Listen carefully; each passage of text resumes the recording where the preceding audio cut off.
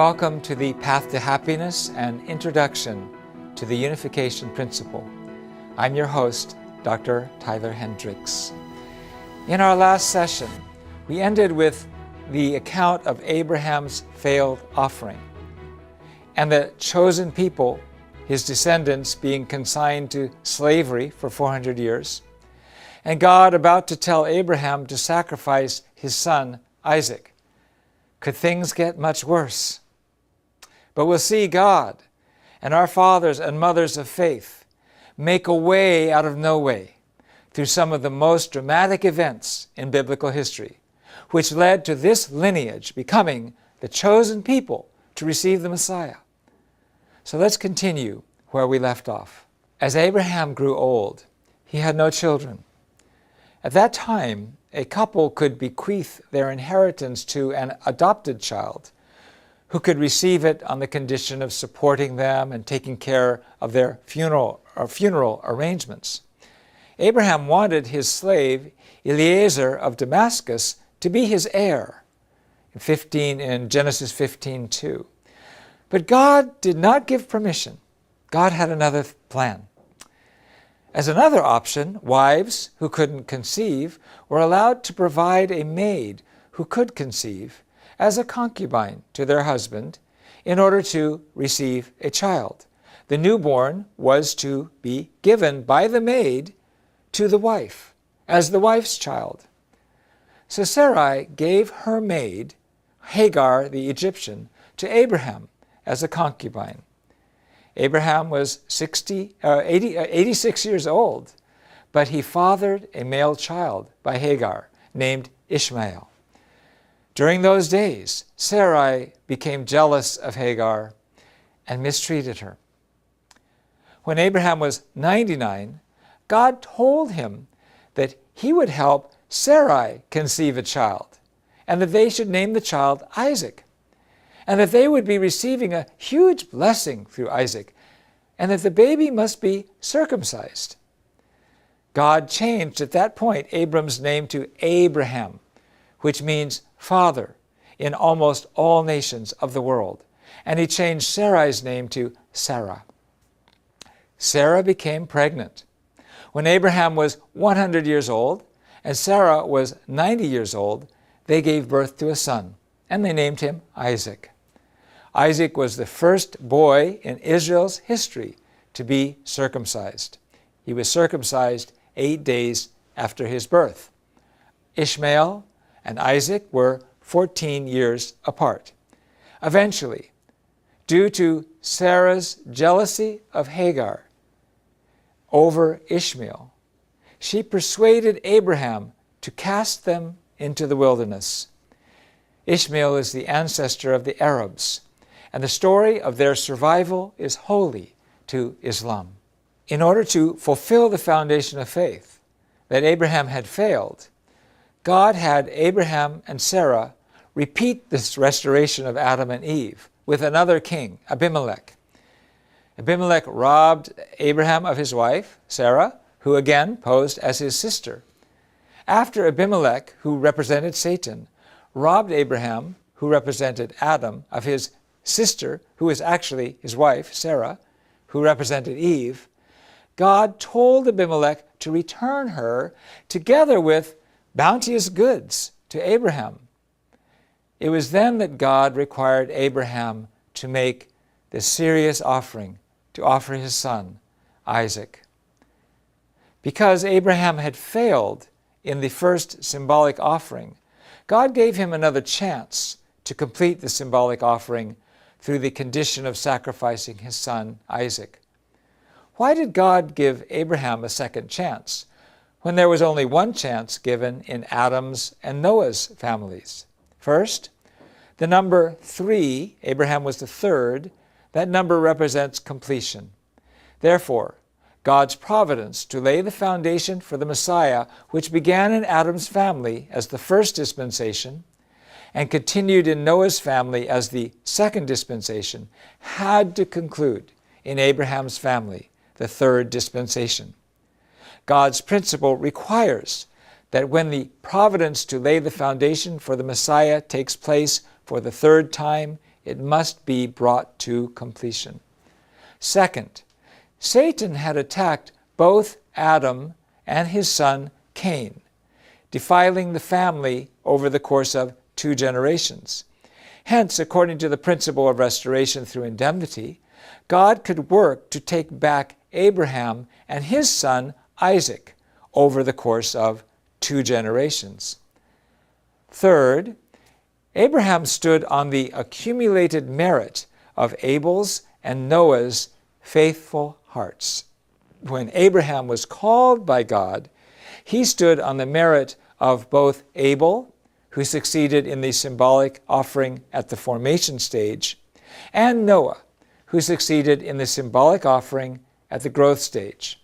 Upon this double foundation, Abraham was able to make the symbolic offering at the completion stage.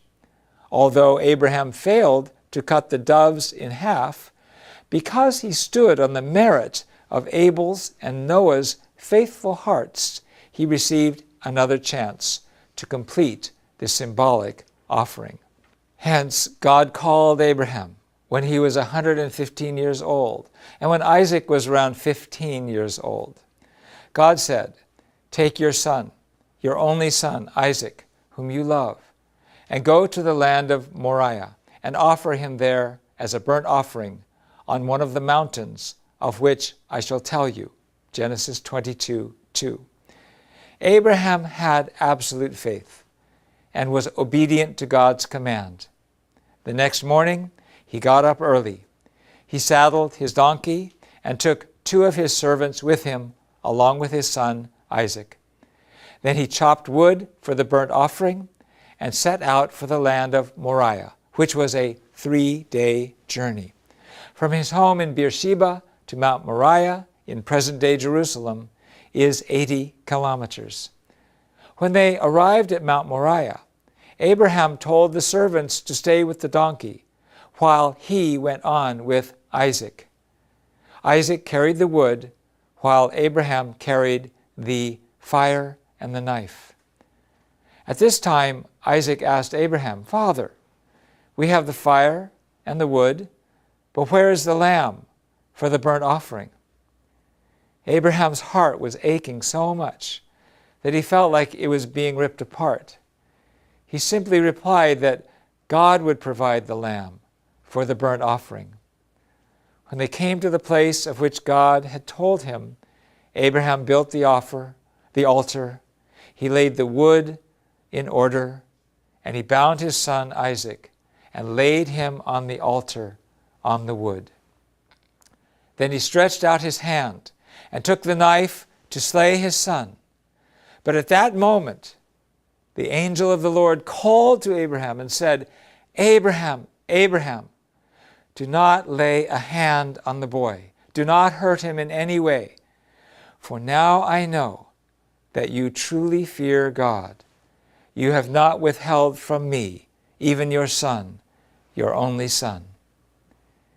Abraham's zeal to do God's will and his resolute actions, carried out with absolute faith, love, and obedience, lifted him up to the position of already having killed Isaac. Isaac was now separated of all the ties to Satan. Because of this, God said, "For now I know that you truly fear God."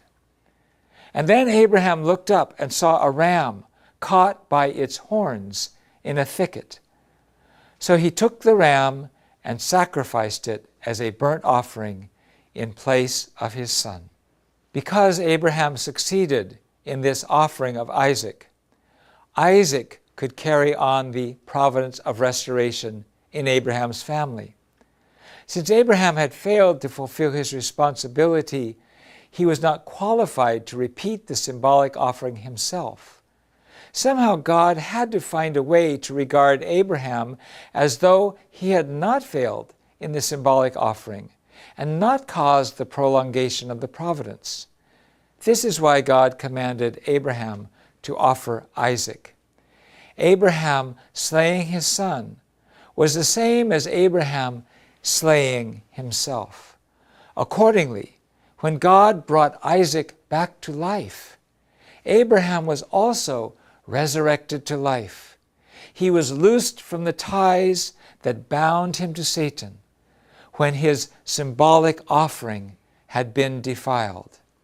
So through the success of Isaac's offering, Abraham and Isaac attained inseparable oneness in their fidelity to God's will.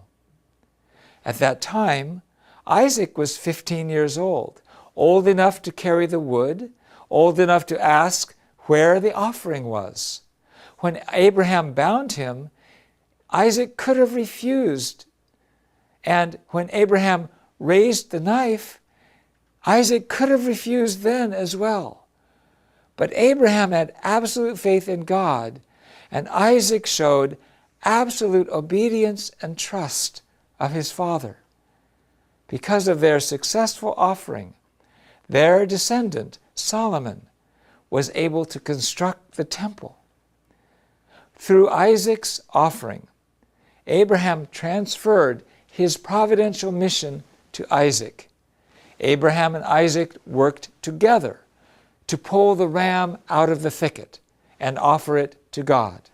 In this way, Isaac, having inherited Abraham's mission, made the symbolic offering and restored through indemnity the foundation of faith. By knowing the heart of Abraham and Isaac on Mount Moriah, we can gain insight into the heart of God and Jesus at the time of the cross. And we gain insight into the heart of all parents as we suffer so that our children might have life. This history also reveals that God has a plan, and that love and oneness with God will always lead to life. But God was not done with Abraham, as we will see when we look at what happened in Isaac's family. Thank you so much for listening, and God bless you.